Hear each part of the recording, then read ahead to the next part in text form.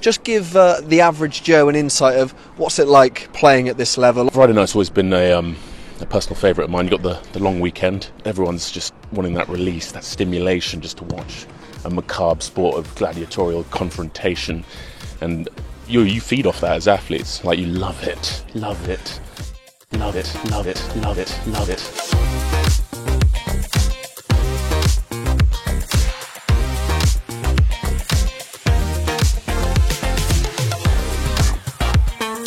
A new international season is here, and with it, a new season of the Dropped Kickoff. I'm Nick Wasiliev. You know who I am. You know why you're here. It is Dropped Kickoff time once again. And of course, I am joined with the other consummate professional by my side, Mr. Nathan Williamson, the voice and the mouthpiece of Rugby Australia, the ultimate propaganda tool.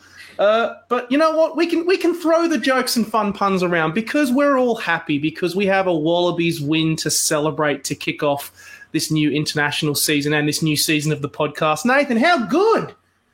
We're winners. I'm happy to I throw around propaganda as it is, so to have actual positive stuff to go with it's great. Yeah, no, it's easy to spill and throw the propaganda around when you've actually got something positive to talk about. Our second guest, or our second member of the pod, new member of the pod who is joining us, we're going out on a limb here. We're going out on a limb. We're a bit, we've been very hesitant and very worried about it, but we are actually inviting an actual Queenslander on the podcast. So everyone, be careful, be safe. His name's I'm sorry, Andy. Andy Side, how you doing, mate? Thanks, boys. Thanks for having us along. Great weekend to be a Reds fan, and by virtue of that, a Wallabies fan. Stack the team with Queenslanders and get the win. I know. Something in that.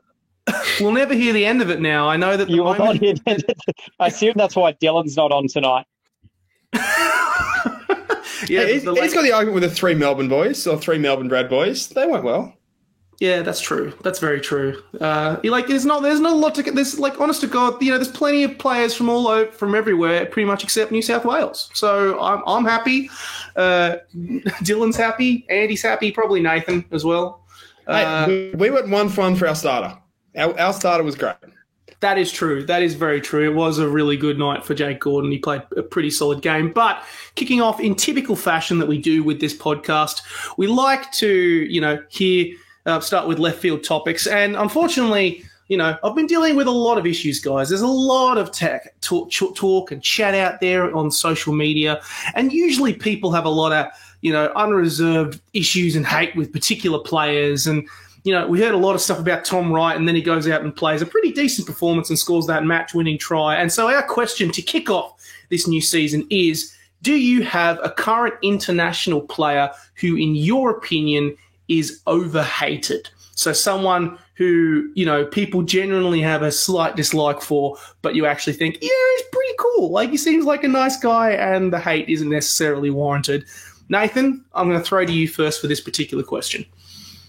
I'm going to go with that said player that I mentioned. I was alluding to a man by the name of Jake Gordon. He copped hate before, during, and after the game of the weekend, which we'll get into later, but just something about it's just like a Ned Hagen rule, like the New South Wales player with the low hype, which when everyone has this sort of favourite other player from one of those other states, whether it be a back rower or any position where the old adage from the Australian cricket team was when you got the baggy blue, the baggy green came with it as well, and it's almost translated to rugby. But he's always just been a solid player and just one of the best out there. Like, it's in terms from a Super Rugby perspective, and like I said, we'll get into it later. But to see him now getting these sort of flowers at an international level is great to see. He's definitely someone who I think, especially from the weekend gone, if you are going to make the argument about, about whether Gordon should be never let near a jersey again, blah, blah, blah. I think the hardest case to prove is from the weekend just gone, because he did play a really, really good game. Andy, who are we going to hear from? Who is your person who you think is overhated? I think Noah Lolesio has come under some unfair criticism. Not particularly, not to the same level as somebody like a Gordon or some of the other Ned Hannigan Waratahs might have done over the years. But I feel like a lot of those playmaking backs in Australian rugby over the last couple of years, guys like Carter Gordon, really spring to mind, just haven't been given the sort of mentoring and coaching that they need to sort of grow into those roles. So it's very easy to throw somebody in against the All Blacks and they get beaten. You go, well, this guy's rubbish. They should never be in a gold jersey again. It's like, no, the systems are rubbish. We're putting people in a situation where they're only going to ever lose that. So he's probably somebody I've seen sort of around sort of social media chat. And to be honest, he did not have a breakout game on the weekend. So. Yeah, we'll get into that a little bit later, but I had never thought that I would hear the day that you were going to say. I seriously thought you were going to be like, nah, put Tom Liner on. There's not enough Queenslanders in this side. Queensland born. That's where the soft spot is, isn't it? It is true. He's still a Queenslander at heart, even though he went down to the Brumbies. My answer is going to be I'm going international. I'm stepping away from the Australian side. Johnny Hill. Now, a lot of Aussies will probably go, what the hell is wrong with you? He's the guy who sent off Darcy Swain.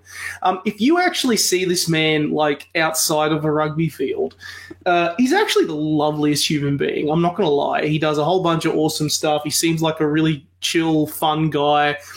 He's got an obsession with biscuits and stuff like that, and I'm vibing that as well. Then he gets on a rugby field and is a complete bastard, like an absolute bastard, and will palm Darcy Swain in the face and then get carded. But then Darcy Swain gets red carded and is so good at being a bastard that he'll be hated by everyone for years afterwards. I don't know. I like him. I think he's fun, and it's a bit of a laugh, which is hilarious. And it's a shame that we didn't see enough of him in New Zealand, because England came bloody close to beating the All Blacks this weekend gone. But let's start with this match in Sydney. First time that Australia has won at Allianz Stadium, and we'll emphasise Allianz Stadium because they did win at CommBank Stadium in 2019 against Samoa, but the first time they've won at the SFS, or the new SFS, in a decade. Which is an insane record, and it's very nice to have the monkey off that back. Joe Schmidt era started in earnest. Andy, as our token Queenslander, I'll throw to you first. How are we feeling about Joe Schmidt's era? How are we feeling? What's the thoughts? Sensible is the word that springs to mind. We went out and we just played a very sensible game after the squad coming together only a couple of weeks out off the back of Super Rugby.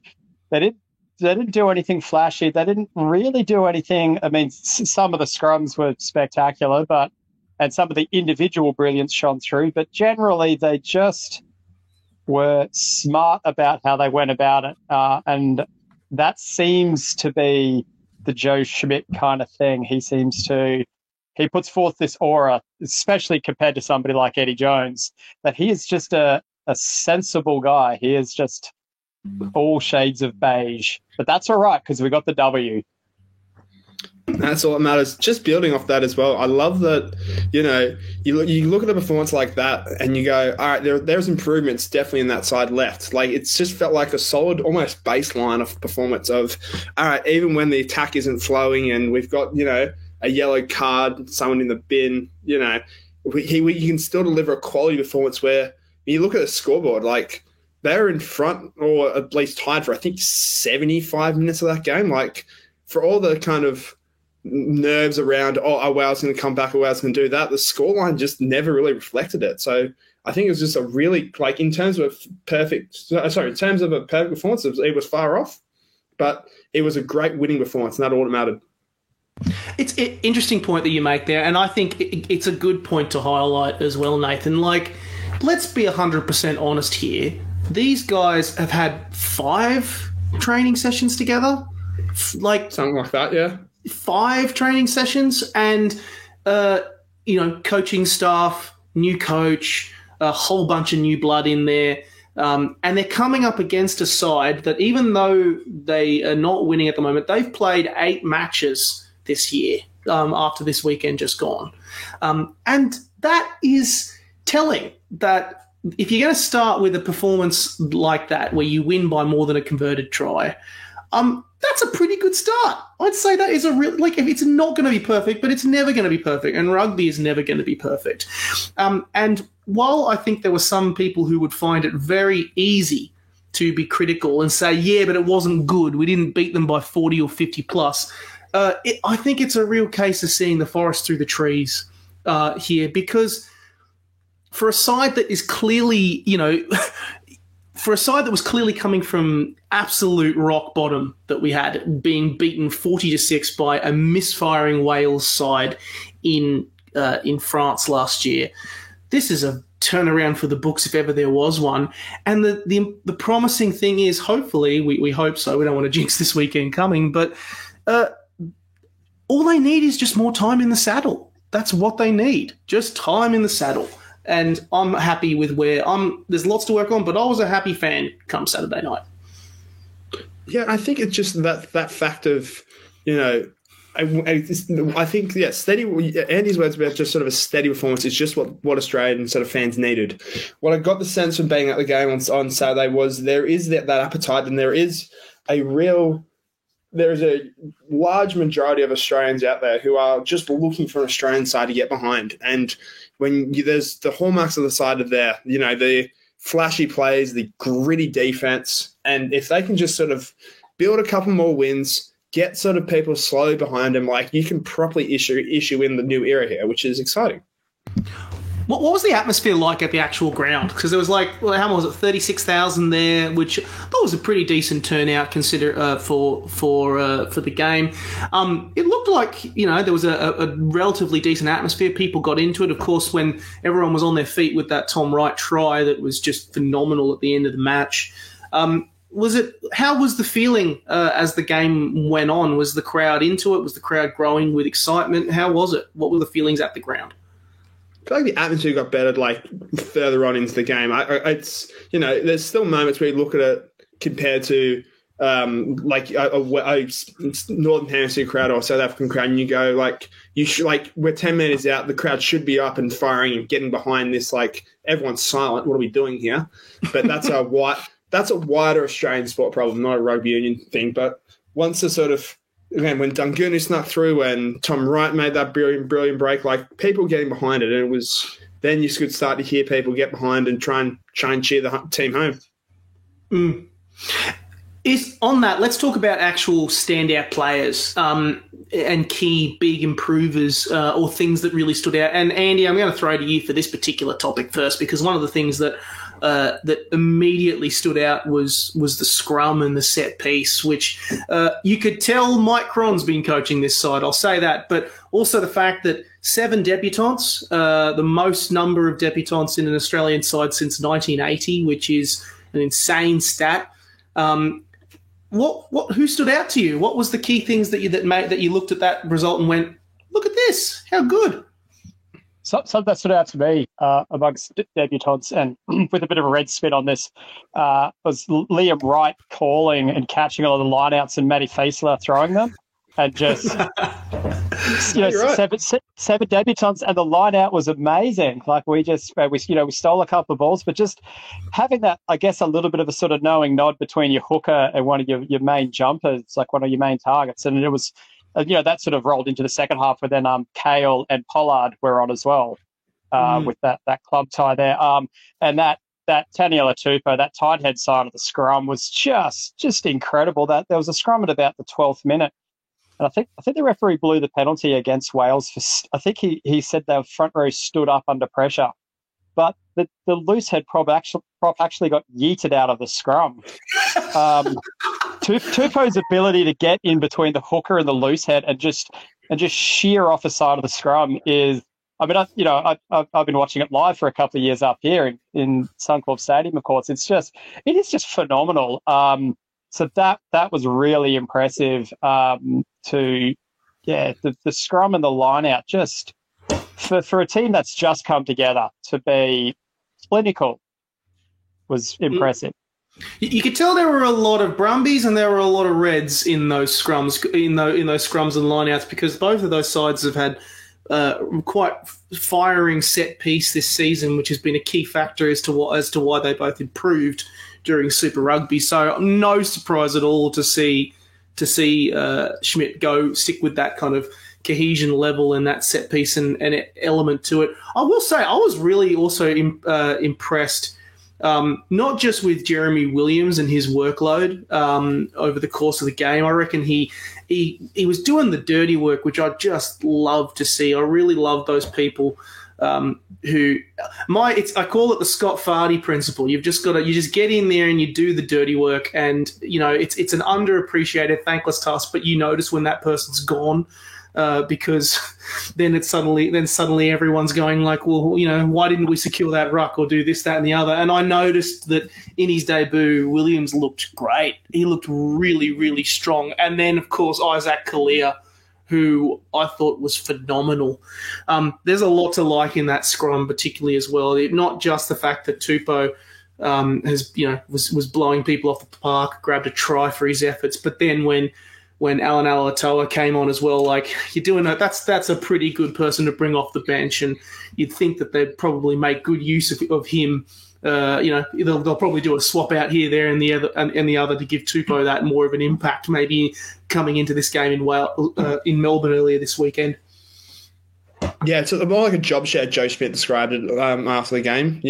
One will play 40, the other plays the other 40. Just depends on the role. But I just touching on a point Andy made there, just about, and you guys are mad about cohesion. I did a piece on Thursday. When you break it down, I guess look at, if anyone wants to watch the replay of the game again, look when the subs come on and who else is on the field. Even some like Angus Blythe comes on the field, and as you said, the line-out caller is still, Liam Wright's still on, Matt Fez is still on. So all of a sudden, your line-out caller, your first jumper, and your hooker's on. Pollard comes on alongside, Pollard, Kalia, Altoa come on similar time. Kalia having, an experienced head like Altoa, Pollard, who I think they spent some time together at the 20s, I want to say. I think they were in the same 20s program. Mm-hmm. So there's some connection there. When the sort of call is made to replace the halves, both Reds come on at the same time. Yeah. Everything has been thought out in the squad, and that was so clear from the planning as well. But a couple of guys, and I mentioned him before, Jake Gordon. This is becoming a Jake Gordon fan pod at this stage, but his box. and here I am holding back about the Reds, and all I'm hearing is Jake Gordon this, Jake Gordon that. Yeah, I know, the only bloody Waratah, and it's suddenly become the tribute pod for him. Doesn't sound like Nathan at all. I have to get the representation in. Waratah's lies matter too. I will say, but just the first 10, 15 minutes, just one final point on him, is the box kicking was exceptional. Look, I'll grant you that, okay? I'll grant you that he did well with that. There was because Australia, for some reason, the Wallabies don't have that blocker just mooching about the side of the breakdown that every other team employs. So Gordon was kicking a lot of that stuff under some serious heat, and I think he kicked one about 55 metres and landed at a metre inside the touchline. I got to have to tip the hat to him there. He was great. And then another guy who, again, Queenslanders love to not hate but always think that they've got a better red headgear version of him, but Rob Valentini. The way he bended the line, the way he just sort of, for the full 80 minutes, just pounded the ball up. And even in defence, when you had him, Kalia, Kale, those guys just smacking people back, he kind of just almost folds into the backdrop because he just does this so consistently now that you see him run over people or get all these sort of post-contact measures. You go, it's a pretty standard game for Rob. He's pushing back people comfortably. He's evolved into the play we need of someone who can just bend that defensive line and win that collision zone. So between him and Gordon, they were my two player of the matches from the game. But I don't think there was anyone that just had a bad game. I think that's it as well. One from 23 came on and did their job, which is actually really pleasing to say and something we haven't been able to say for a while. I will add as another thing that stood out to me was, and Nathan, maybe it's just, this is probably something that we've just noted, Andy, probably you as well over the time, is that Australia actually does produce good quality players. We do. We actually do. There are some really, really good players in clubland. That yes, we may have all the issues with, with the amount of game time they get in comparison to our Northern Hemisphere counterparts or New Zealand or South Africa. But there are some really quality athletes there. The final shout out I want to make is to the coaching staff. I could see the influence of Mike Cron. I could see the influence of someone like Laurie Fisher, Jeff Parling, and of course Joe. It just felt like, Andy, you mentioned it at the top of the podcast, that it felt like a simple game. It just looked simple, but that's because there were so many good intricacies that we've been touching on here, like the cohesion point, like the bringing on the right players who've played a season at the Reds or a season at the Brumbies, at key points within the match. And it looks simple, but it isn't. That's actually a really good point. I watched the replay and kind of paused it and looked at stuff again. And the amount of defensive breakdowns that Liam Wright and Fraser McWright hit together, those guys are, I mean, this is going to sound rude to Queenslanders. It's almost like the two of them are sharing a brain. Like they just... I know where it was coming from, but it sounded horrific. I can say that as well. It's fine. I know, right? I can say that because I'm from Queensland. Okay, don't come up here with that sort of comment. But the amount of breakdowns they hit defensively together, like they're moving as a unit. And there was a bit of that between Paisami and Fluke. A lot of hard lines run by Fluke that didn't get rewarded, but you could sort of see, like, yeah, these guys have played a lot of football together. And, yeah, like, it looked simple. Like, one of the things that really stood out to me was people constantly receiving the ball flat-footed, especially in that first 60 minutes. Gordon was just passing it to a static thing, and you're like, we're never going to beat the Box or the All Blacks doing that. But it's going to be enough against a team like Wales probably, and it turns out it was. But like we're talking about that cohesion, like then having, Loliseo or Liner then distribute it to somebody, and then those combinations kick in. But it was definitely a very flat delivery to begin with. This is a good segue probably on to question marks for game 2. And I mean, it's important to recognise that a win is a win and we should celebrate those wins. But if we are putting our critical tin hat negative rugby brain on, not even necessarily negative per se, but, questioning some things going forward, there are still a lot of things for Joe Schmidt to examine. As you rightly point out, Andy, we've got a tough assignment on our hands when we come up against the Box here in a few months' time, and of course the All Blacks trying to chase another Bledisloe Cup.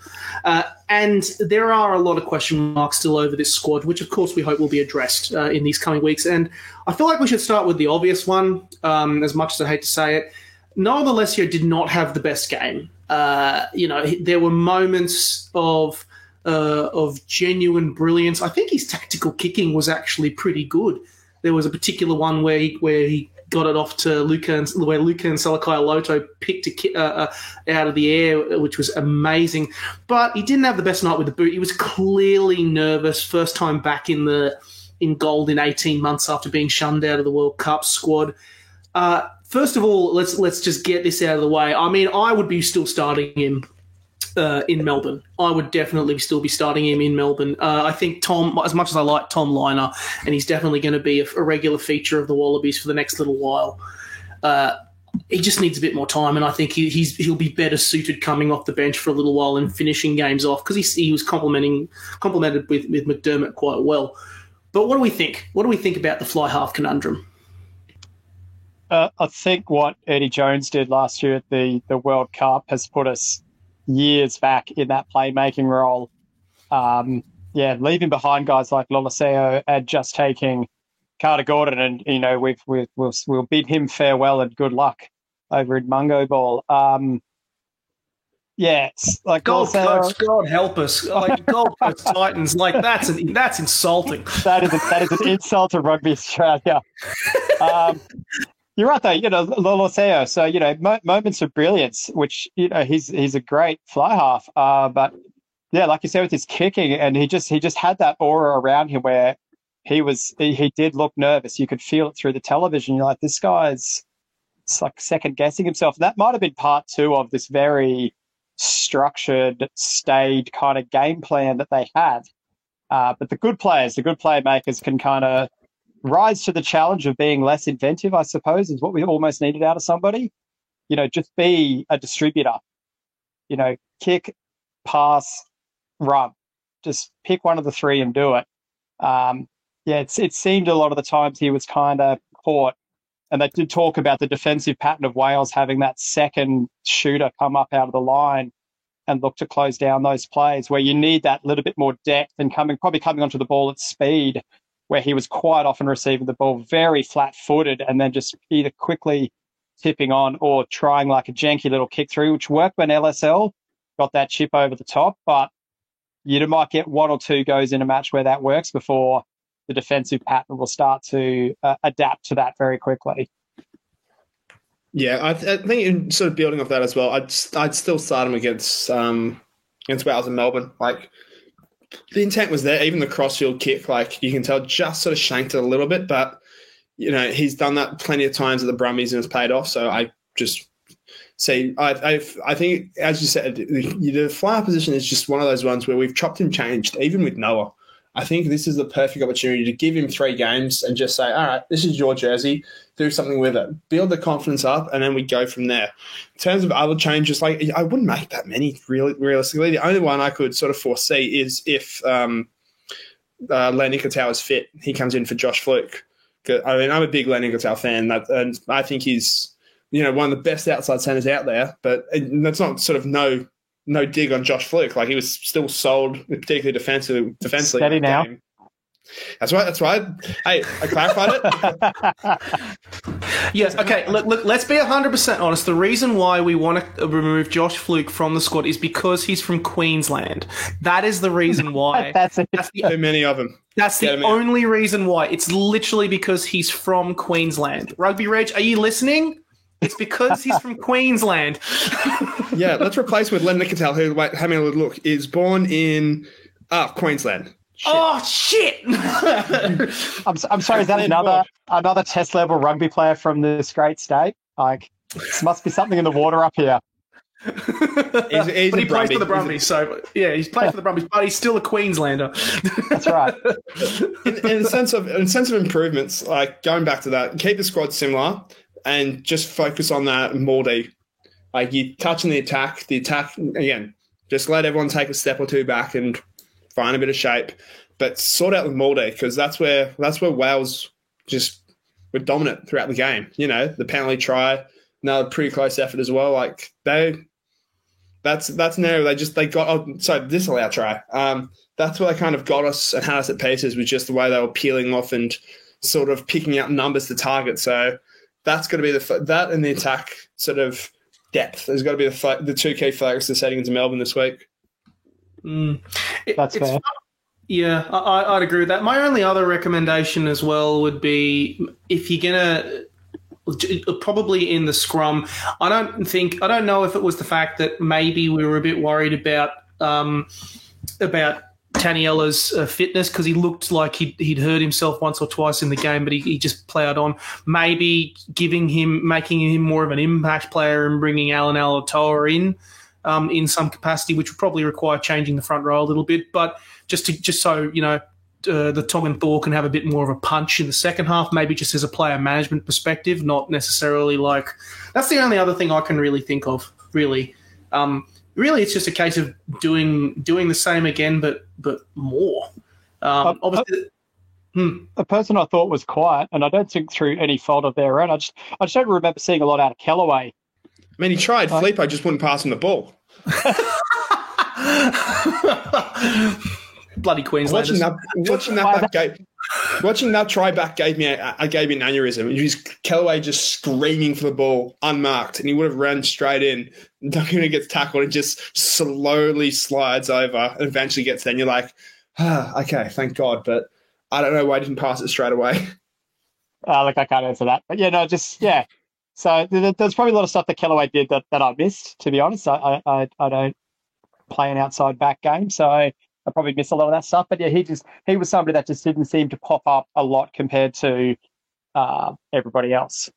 Look, I think maybe he did. If he pulled that one try out of the scrum, out of the that one kick out of the air and managed to score a try, we would have probably seen something. We'd probably be putting a statue up of him. Hey, yeah, we'd be building the man a statue. Yeah, that's definitely. Right. But look, with time, I reckon it's similar to all things. It's just kind of funny that you just need a little bit. I reckon again going back to the start. It's just a starting point, and I wouldn't be changing much. And usually that's a good sign of that all they need is just more time in the saddle. I just also want to quickly shout out before we move on to the other match of the doubleheader, which was the fact that James Botham, who debuted for Wales, is the grandson of Ian Botham. The man who, and in typical fashion, he got disallowed a try against Australia, and which I think is kind of hilarious. So, fun fact there to any cricketers out there, that was Ian Botham's grandson who just debuted for Wales. Make some sort of cricket joke there if you want, but I'll just let that silence hang in the air. Hey, we're letting the man show the fact is, have its time, give it the sort of respect it deserves. Yeah, no joke there. No joke. We wanted to give time for the listeners to laugh. Yes, come that's up with right. their own joke and laugh. Yeah, that's why that was their flank.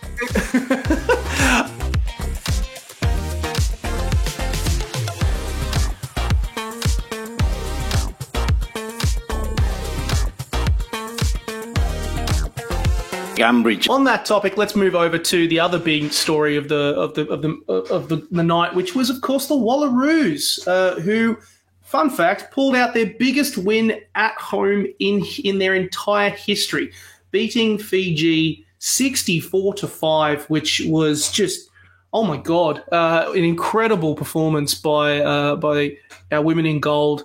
And really a massive shot in the arm and a massive improvement on the Pac-4 results. Andy, did you get the chance to check out this match? I've got to admit, no, I did not. I had a... You're taking over Nick Hartman role of being the sexist of the pod. No!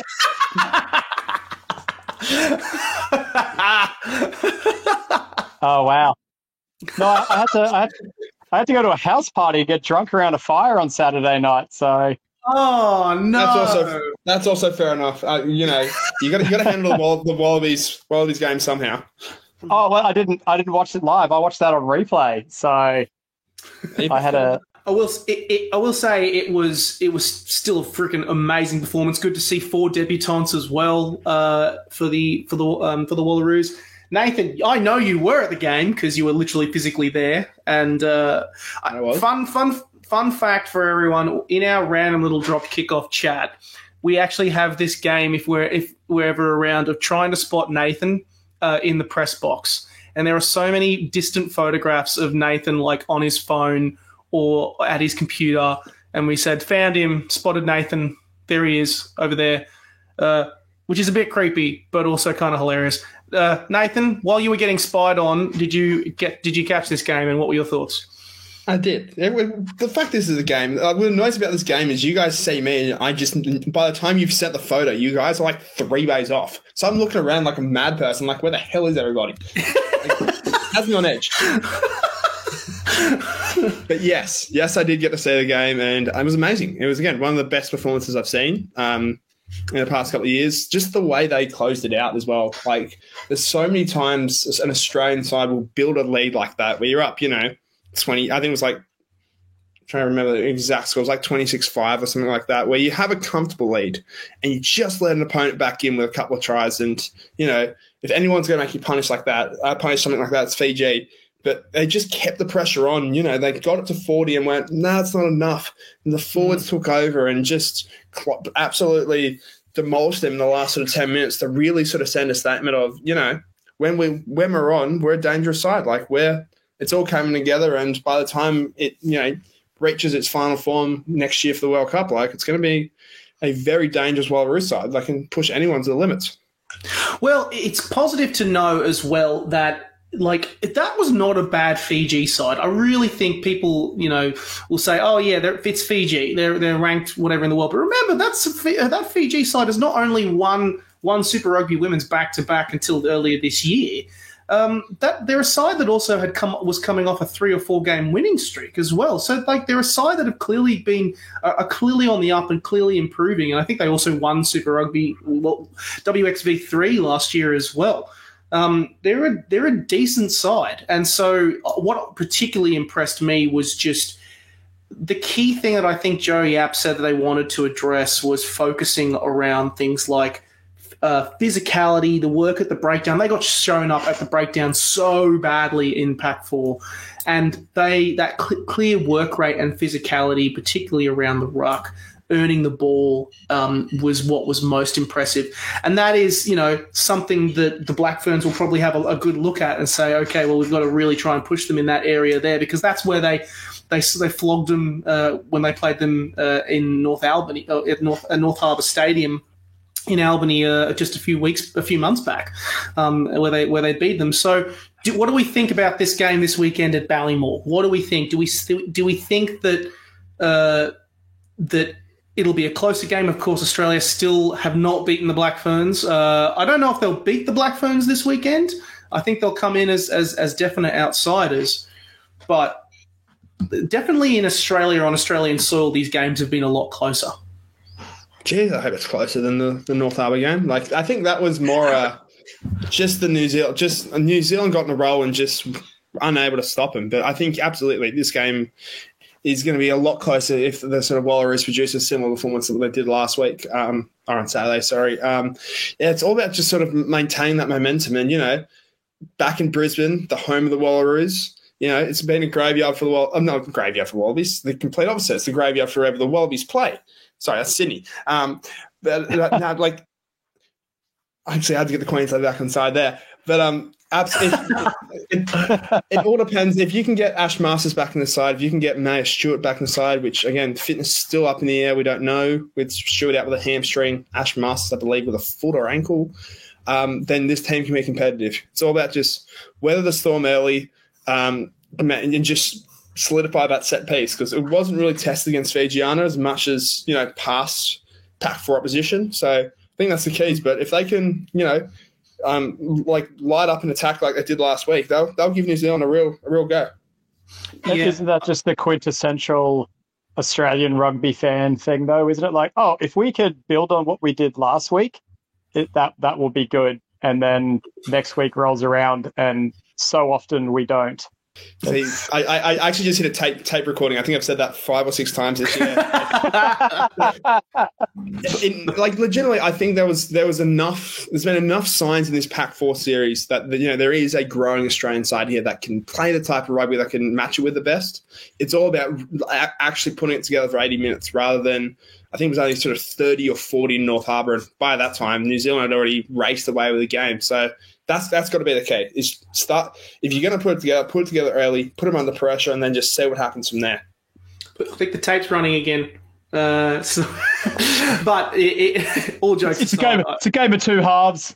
It's a game of two halves. Yeah, the propaganda machine's going again. But no, I do think that there is a great opportunity to get on a roll here. The one thing I've been really consistently impressed by with the Wallaroos is that even during Pac 4, their attack really looks like it's come a long way, even in that series. Because while they did flog the United States last year and to finish in third, the other games they played, they only scored 1 try. And that was against Canada, and they lost 45-7. So the fact that they're actually routinely finding the try line in all of those games, I think is a good indication that, at least on attack, things are stepping up a notable gear.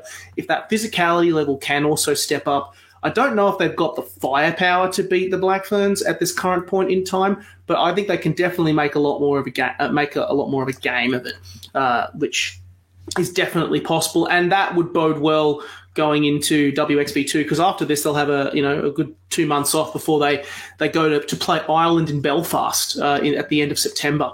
And then we'll have a very, very busy WXV2 series in South Africa, which they should come in as really kind of looking to really make a statement with that performance and with that tournament. On that, I actually want to ask one last question for both of you, because we've been talking about this. How good are double headers, first and foremost? I think it's really awesome to see these two sides playing alongside each other, and we should honestly do it a lot more.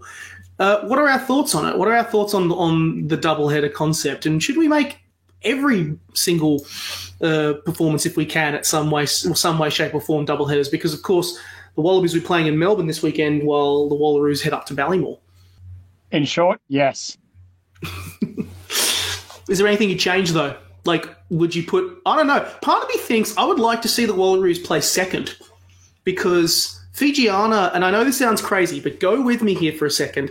When I saw the Fijian women's side play, it's like, Sunday afternoon rugby, for example. Wallabies would play at, 4 o'clock, 3:30. And then you'd have the second game on, which would be the Wallaroos at 5:30. You could have a situation like which we saw in Fiji a few times earlier this year, where after the Fijian Drua game finished, they played the Fijiana Drua game secondly and afterwards, and the entire crowd stuck around. There were over 10,000 people there, and it became less a curtain raiser feeling to it as the crowd was kind of coming in during the Wallaroos game, and actually the majority of the crowd, like 35,000, or in the case of Fijiana, like 10,000, stuck around and enjoyed a massive game of rugby. My perspective on it is you've got to find the balance, and like there was that element of, I guess some people saw it as a sort of curtain raiser, that Wallaroos game, and look, it didn't help the fact that I think there was a fire alarm at the stadium which stopped people from getting in like 5 minutes before the Wallaroos game started. So that makes life hard when you're literally sort of seeing people sort of progressively come in as, safety meant they couldn't come in before the game, but. I think, you got to sort of weigh it up and not essentially have them have it the entire time, so they are seen as lesser, or they are seen as. So I think regardless, even if you put it first or second, people are always going to see sort of at this stage of the sort of cycle. If you keep playing doubleheaders as men's as the main game, which it shouldn't be, which is why I like the move up to Ballymore. I liked what they did last year with Redcliffe, and we saw the crowd that rocked up there as well, There is an appetite out there, and you have to let it sort of stand on its own 2 feet as well to kind of build that support and build. That's true. That's true. Get it sort of a natural growth. So I think it's a sort of, I think playing sort of 2 games in 2 different states, it's a bit, I guess, logistically, and I know our ops team are probably sweating right now trying to figure out how the hell you're going to run 2 tests in the space of 18 hours, basically. But I think it's necessary if you want to sort of maximize your markets, keep sort of exposing these sort of teams to a number of different areas, and hopefully Ballymore can get behind it, and we can start this idea of that being the home of women's rugby with a good crowd on a sort of Sunday afternoon. Well, I have been keeping a watch on the tickets. There are still tickets available to go to Ballymore, but I will say it does look like there's a decent crowd set to show up. A decent crowd set on the hill, and I know that a lot of one of the main stand, the new stand, is close to selling out. And I know a decent side of the other side of the stand is close to selling out. So, hey, you might indeed be right, and it may be a case that we'll hopefully start to see a lot more of those bigger crowds coming along and enjoying these games of rugby, because it is really awesome to see that growth there. We'll finish off with one final key point, which is talking about the other results from the weekend, and also kind of throw to you guys to ask what you think was another highlight from the weekend that you can enjoy. The other games, of course, played out with, first of all, Samoa knocking off Italy in Apia, which was a huge win. It was Samoa's first victory against a Tier 1 rated nation since 2014, so a fantastic day for Samoan rugby. Fiji, meanwhile, knocked over Georgia 21-12, which was a huge result as well for the Fijians, and also highlighting their continual growth and development. Great win for Mick Byrne as his first match in charge. Romania knocked over the United States 22-20 in America. And of course, we then get to England playing out in Dunedin against New Zealand, with New Zealand running out 16-15. Of course, in classic fashion, time got away from DMAC, and he ran out of time on his last kick, which could have ended absolutely terribly. Japan, 15, managed the first ever victory against the Maori All Blacks at Toyota Stadium, 26-14. Of course, the Australia-Wales result, and then finishing off with South Africa knocking off Ireland at Loftus Versfeld at altitude, 27-20. Probably the match that everyone was really looking at with South Africa, the World Cup champions, coming up against the number 2 side in the world. France, of course, defeating Argentina in Mendoza, 28-13, which I was quite surprised by because that's a very young French side. And then lastly, of course, in Ottawa, Canada played Scotland. It was a record crowd for a Canadian rugby match. Unfortunately, Scotland won 73-12. So, ouch, but it's good to see Canadian rugby is getting bigger crowds. Guys, what was one big highlight from the other matches on the weekend that you really enjoyed? Andy? Just the Boks, and not even just one highlight. They are incredible in that match against Ireland. Like, number 1 in the world versus number 2 in the world. And it was like playing football against your older brother. Like, yeah, you might sneak a few bits here and there, but I'm scared of us playing South Africa later this year. Like, yes. It's like just Jesus Christ, guys. Like, yeah, just phenomenal. Yeah. All 80 minutes of it. Yeah, like, I'm not going to lie. Fun fact, did you know that was South Africa's first victory over Ireland since 2016? That's how... Jeez. Yeah. But how often do they play? Well, I mean, not... Spring tours, occasionally? An occasional spring tour, a World Cup. I'd have to look and see how many matches there's actually been between them. But it's the first time that, South Africa is actually... Because, of course... Ireland were the only team to beat South Africa in the World Cup last year, which was a massive result. So, yeah, I cannot believe it's been 8 years, but it is in fact true. That is indeed correct. The last time that they had achieved victory. Hang on, I'm going to look at it now. What is Twitter saying? I've got it now. It's 3. 3. So it's only been 3 games. That's right. Yeah. That was like the United States of America were. They're still the reigning Olympic men's 15s rugby champions, because they won it in 1924. So 100-year anniversary. Still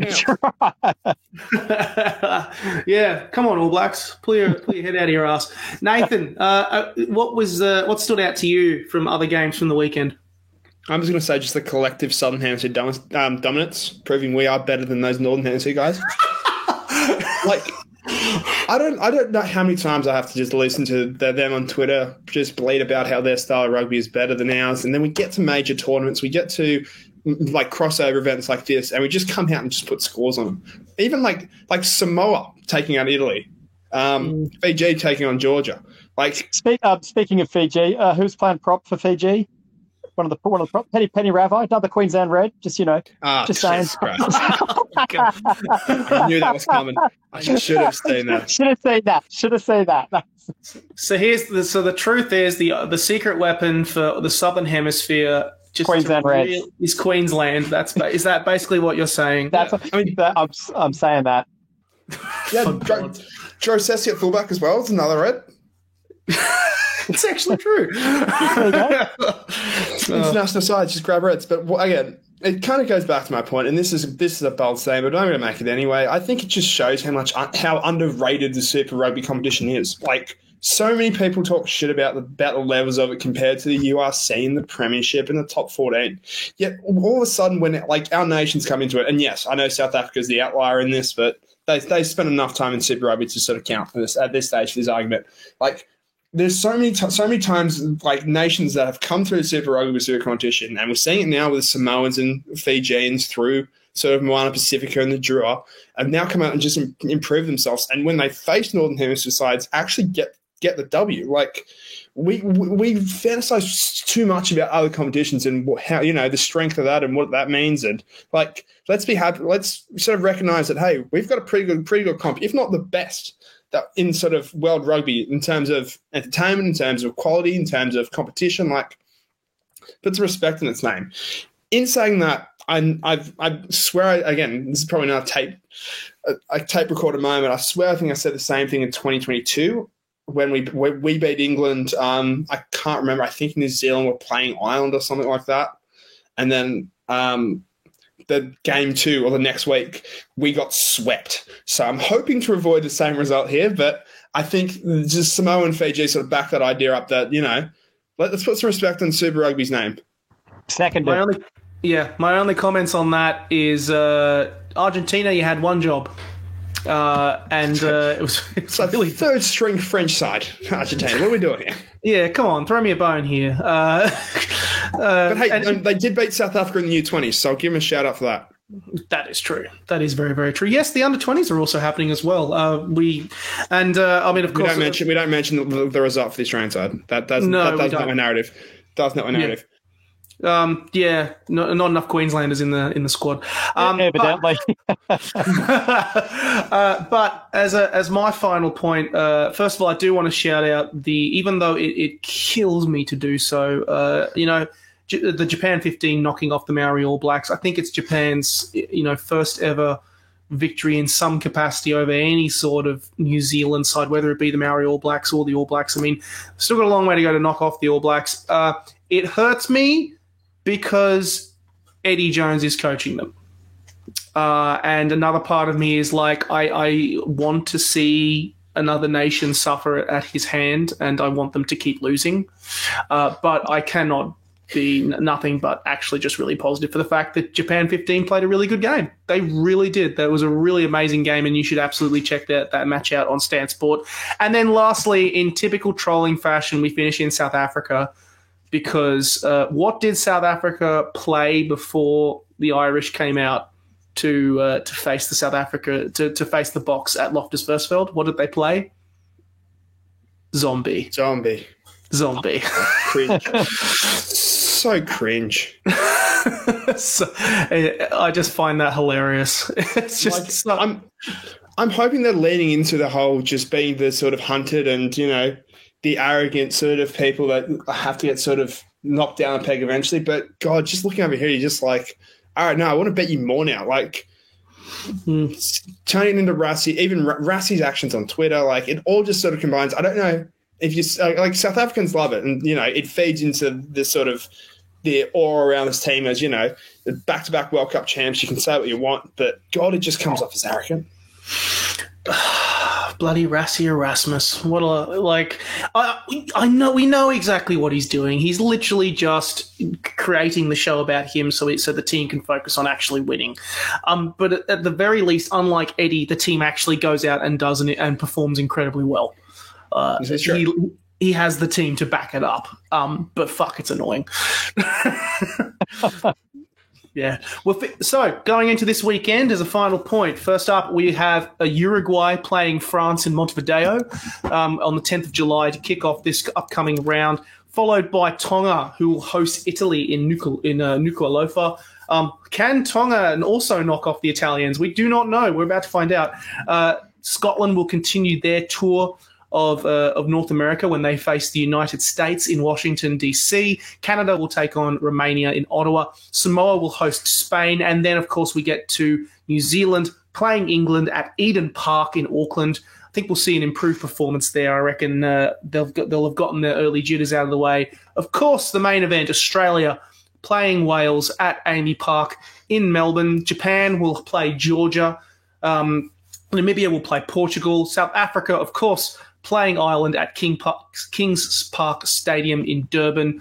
And then finishing it off, we have Argentina playing France as well. A few other games, I think, as well in there. I think Chile and Paraguay are also playing against Belgium and Hong Kong, respectively. So a lot of international rugby. The international rugby season is here, and our first episode of this international season is in the can. Thank you very much, lads. I'm so glad we were able to tolerate a Queenslander coming on the pod.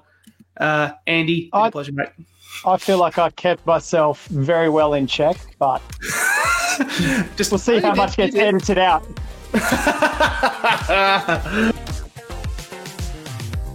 We've got another week to get back on the horse and take that horse to the water, and you can ask that horse, you can say, hey horsey, do you want to have a drink or do you want to swim? Yeah, and it's up to that horse to then realise what he wants to do in his life. So we're looking forward to, like I say, getting back on that horse. And are you looking forward to getting back on the horse 6 months since we last saw you? I don't like horses, I can't ride. Give myself an uppercut.